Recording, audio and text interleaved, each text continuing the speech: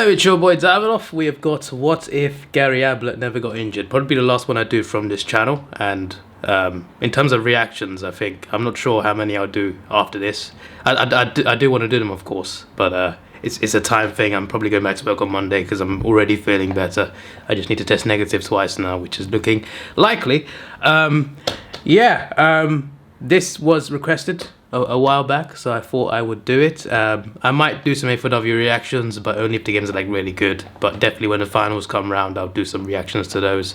But in terms of my AFL content, it will be mainly prediction type videos, AFOW tips weekly, and at some point, AFL 2022 predictions. I don't know when I'm going to do those. I usually leave it to like a week before the season. That's flatter predictions though. I usually do it like a separate video just before, but we'll see. But yeah, when the season comes around, we'll see how I can work around my time. And anyway, let's do this. What if Gary Ablett never got injured? I don't know much about his injury particularly, so this I'm sure I'll learn a lot from. Let's do this. Culture of success unknown by any other place in Australia. The envy of the entire country, the Gold Coast elicits fear by all who oppose it on the field. He's Just taking kidding, the piss. the Yeah, Gold yeah. Coast is the place where sport goes to die. It looks like a $1 million nice place to for live, the though. ocean? Well, look no further because the Gold Coast has the best ocean. Look at that. around. No disrespect to the Gold Coast, people doesn't foster a great sporting. It looks like Australia's No one Miami. can really tell why. The main Is that a good assumption comparison? is I don't know. shiny. The Gold Coast has gorgeous landscapes and incredible productivity. It's lacking in that intangible representation that gives sport its culture. The Gold Coast Rollers lasted just 5 years in the NBL in the 90s and were brought back in the late 2000s as the Oh, so they have a- only to last another 5 years before going defunct. They've had other teams in. Farmers Gold Coast United lasted only 5 years in the A-League, and the Gold Coast Titans are commonly viewed as a laughable club in the NRL. Well, In the AFL, they're not very good at sport then, are they? Gary Ablett Jr. was Geelong's favourite son, destined for greatness from day one, and boy, did he live up to it. But it wasn't always so simple. Ablett is quoted as saying he preferred playing basketball as a kid, but hanging out at the Did he? Geelong footy club just about every day probably rubs off on you, and thanks to his old man, Gary decided to pursue footy. Can you imagine Gary He Ablett picked in up big like country honours as a junior. the and was NBA, taken for under example? Father Son, who picked 40. Father Son rule in the AFL used to allow for clubs to merely give up a meaningless low-round pick to ensure that the son of a former player for that club was reserved and could be drafted with a low selection. The rules are slightly more complex these days, but back then it was common to see these players slip down the draft. He debuted against Essendon in 2002 and had an unassuming 8 touches. In and out of the side, Gaz went on to play every senior game of the 03 season, with Geelong accruing a good list and getting better and better each year. After a couple of finals losses to Brisbane and Sydney, the famous Nick Davis game, that was an incredible game. Right at the end. the Cats were poised to make another run, but didn't even make the finals in 2006. The Cats agreed to give Mark Thompson one more crack with the promise he would not have a job if they weren't successful. I mean, they did win the flag in One of the fairness. better decisions in his and anyone's coaching career. He put Gary Ablett in the midfield. The next few years can be summarised as pure dominance. The Cats, undoubtedly the best team of the late 2000s and into the early 2010s. 3 and 5 years. Gary Ablett took home 2 premierships in the blue and white hoops, doing his heritage proud. After much talk through the 2000s of sending North Melbourne up to Carrara after consistent poor form to try and overtake the NRL heartland in Queensland, the AFL got serious about expansion. A new TV broadcast agreement, massive gains in consolidated revenue, and the general understanding the game was shifting as it approached the turn of the decade. All this leading to a very peculiar lodging in January 2008 with the Australian Securities and Investments Commission under the name Gold Coast Football Club Limited. In March of 08, Andrew Demetrio and the rest of the board got all 16 club signatures on the document to incept a team in the Gold Coast and another team in Western Sydney.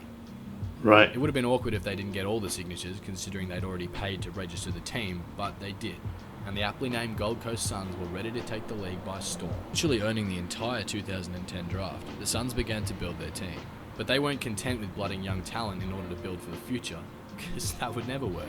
GWS are through to the 2019 Grand Final.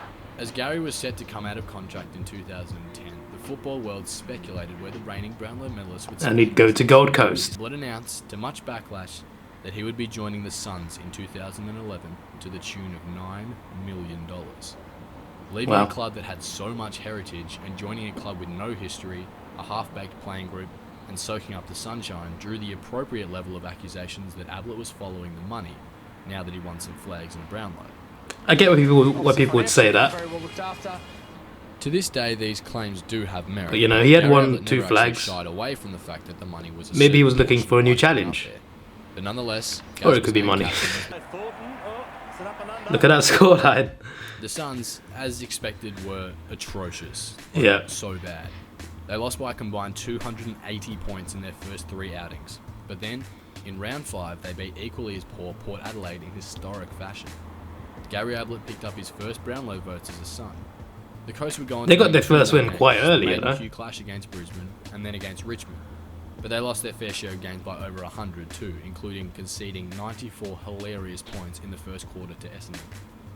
The year That was finished quite with the- Gary Ablett quite the on game. 23. It was at the conclusion of this season that the Gold Coast announced their 21-3 master plan, with the goals being 20,000 members and a premiership flag by the end of 2015. Woefully What? optimistic, to say the least. Wait. Let me hear that again. It was at the conclusion of this season that the Gold Wait, Coast wait. announced their 21-3 master plan, with the goals being 20,000 members and a premiership flag by the end of 2015. What? I mean, the members thing, I have no idea. Like, I don't know if they got that or whether... I don't know whether that's, like, a high target or not. But, a premiership... They haven't even played a finals game. I know, like, you know, back then, I mean... I guess when they started, they got Gary. Maybe they believed it. I'm trying to think how I could defend them here. I don't know how to defend them here. But the 2013 season would see Gary Ablett pull out possibly his best year of football yet, and he steered the Gold Coast to 8 wins and looked a chance at finals. Although there were more interesting things Didn't get going on there. in the league at the time than the rise of the Gold Coast, Gary's ridiculous highlights always made the top 10 and were consistently at the top of the news. Is he, the little master, the best player this century in the AFL, Kane? I don't even think it's close, Bill, because he played in an era where he actually got tagged. With a best-on performance in round 23 against GWS, Ablett took home his 2nd Brownlow medal, ousting his old mate Joel Selwood by a single vote. Naturally, And he got it there at was Gold an Coast. expectation from Suns fans So, you know. heading into the 2014 season of finals or bust. Makes it a Going bigger into round achievement 11, in a way. The Coast was 7-2. That's right, 7-2 at the top of the table with the Sydneys and the Hawthorns. They stumbled through the next few weeks, and entering round 16, they already had equalled their win tally from the previous year. But it was in that round against Collingwood when the collective AFL cringed in horror. And if you haven't seen this injury, fair warning, it's a bit gross. Kaffer, Kolajasti content to go to that one-on-one. Ablett caught, dispossessed, taken out by Lemons. Dirty shoulder, Gary Ablett. He's popped the shoulder out. With their leader out for the rest of the season... with Okay, a it wasn't as bad dislocated as I thought it was shoulder, gonna the be. Suns limped through the rest of the 24. I mean, it's bad, but snagging just I was one expecting like something to championship. snap. And if that in itself wasn't proof of Gary Ablett's influence, then nothing was. Finals hopes were smashed, and head coach Guy McKenna was sacked. Amazingly and often forgotten in Ablett's career was that he polled just 1 less Brownlow vote than the previous year at 22. He finished equal 3rd in the Brownlow race despite playing just 15 games, which is insane to consider. The man who tackled Ablett, Brent McCaffer, had built a reputation after tagging tactics, particularly on Trent Cotchin, were labelled as dirty, although the Pies rushed to his defence as McCaffer's conduct broke no laws. And although seemingly an innocuous and forgotten incident, McCaffer's tackle on the Little Master may soon go down in history as the incident that potentially robbed the AFL of one of its greatest players at the peak of their powers. It's important to note in McCaffer's defence that the tackle, while reckless, was also extremely unlucky. He didn't pin Gary's arms, and it was actually Ablett's attempt at a handball out of the tackle that left him with no time to brace for impact as he hit the ground. That said, this particular ground incident hard. drove the AFL to adjust the rules regarding sling tackles, and it's easy to see why this type of play will earn players a week on the sidelines these days. Gary's legacy is often one that is reduced to his Geelong days, or at least that's what people remember. which he is probably pretty okay with. Of course, because he The won flags argument with is them. easily there that his best football... And he's the son of another legend. In fact, it's pretty indisputable. The man was a freak in the red and gold. Racking up 22 Brownlow votes in 15 games is evidence of that. Ablett came back in 2015, but it was obvious his body wasn't right. There was much speculation around this, considering that he was afraid to lay a tackle, sticking just one through the first 2 rounds, where he previously averaged nearly 6 a game. The club's medical staff confirmed this when they sidelined him indefinitely after round 3.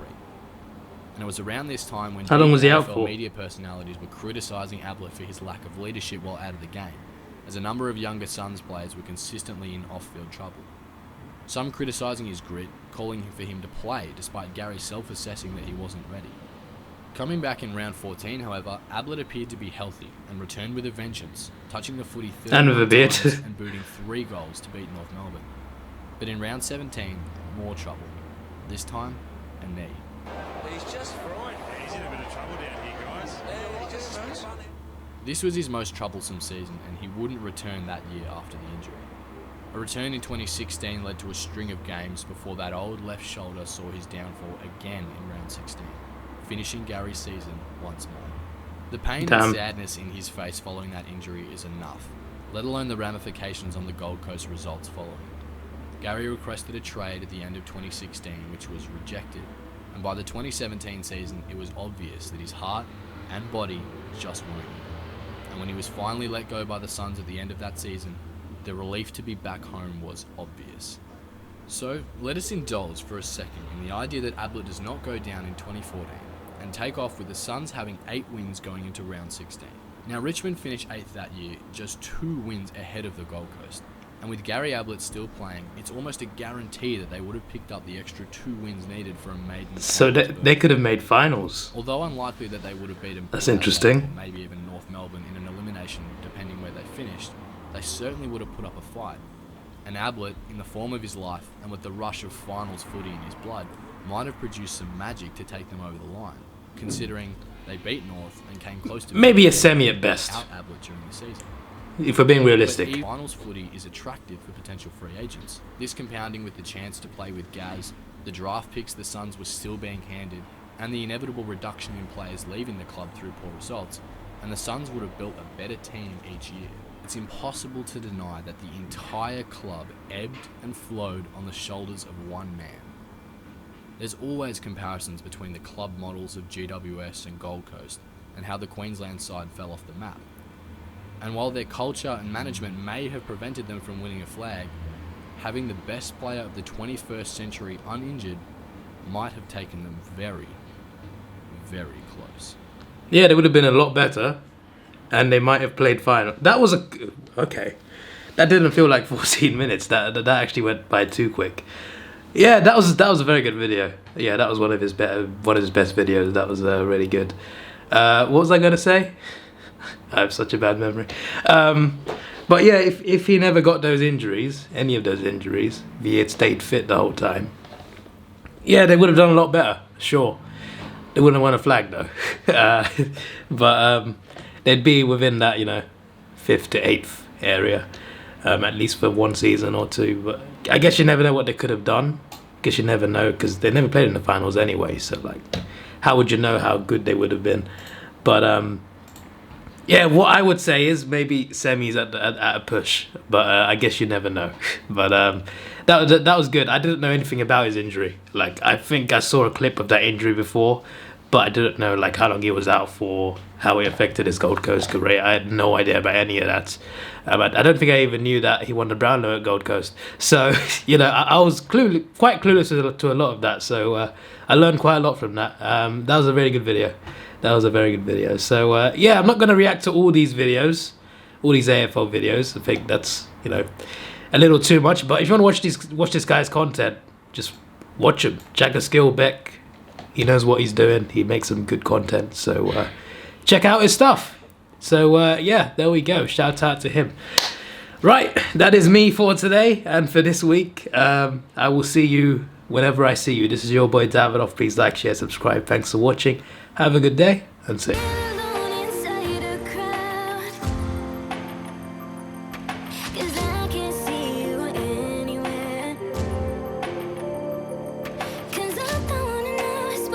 Guess you're gonna want, don't wanna let you down.